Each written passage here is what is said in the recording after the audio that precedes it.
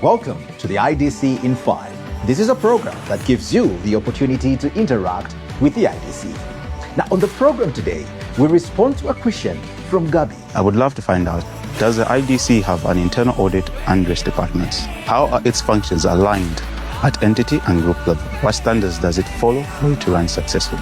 To respond to Gabi, I have on the program Mr. Phineas Lupaka, the Chief Internal Auditor here at the IDC. IDC has been a proponent of good corporate governance, and in its carrying out this good corporate governance, it has ensured that the internal audit function is established, and it has been established starting at the board level. There is an audit committee that has been established, and also the audit function which has been resourced. This also spills over even to the subsidiaries. The board has been ensuring that all the boards have this particular function. The way we manage the portfolio with my colleagues, first of all, I must mention that internal audit is a function that is guided by the global internal audit standards. It's a way we are expected to carry out the function. I must mention that we need the authority, and we draw that authority from our internal audit charter, which is approved by the Audit and Risk Management Committee of the IDC board. Thereafter, we are on an annual basis, we draw up our annual work plan, which is drawn from the strategic plan of the corporation or the business itself. We have to align with the business, we have to support the business to achieve this.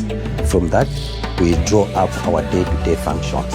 And the way we structure is such that the engagements which are designed out of the particular function are carried out by the auditors. Any auditor, regardless of the position, they can be internal auditor in charge of a particular assignment. Once they've gone in the field, they've established how they are going to undertake that particular audit, they've gathered the information, they've done the analysis of the information they've gathered, of course prioritizing with the identified risk and which areas they're supposed to look at. They'll carry out and do a draft report which is usually reviewed in one layer or two layers depending on the level of the officer carrying out the assignment. Thereafter, we do engage our clients, we share with them the draft report, so there are no surprises even as we are finalizing the report.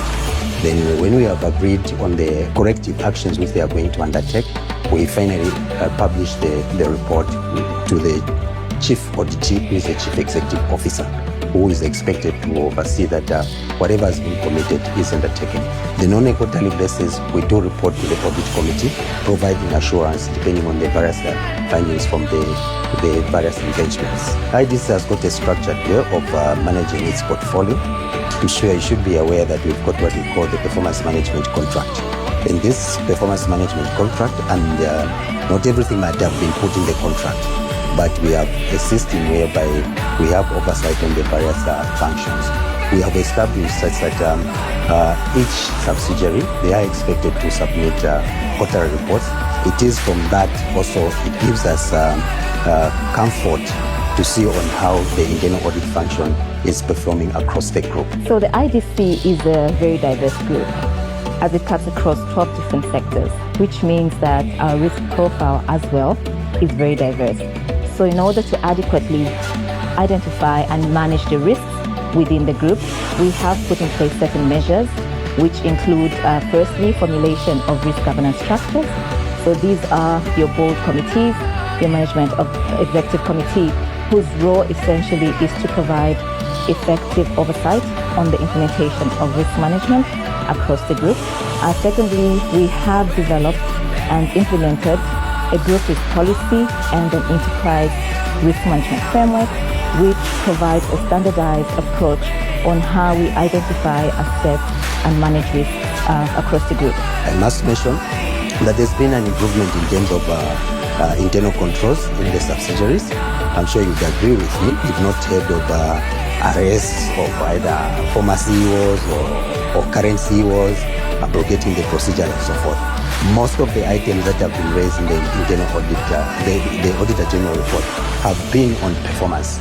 And performance most of the time has been a function of resources most of the time. It is argued that proper management of risk internally and externally, including the audit issues, is key to realize potential and blossoming of any company and parastatal companies. This is Charles Chulu, and I'll see you in the next conversation.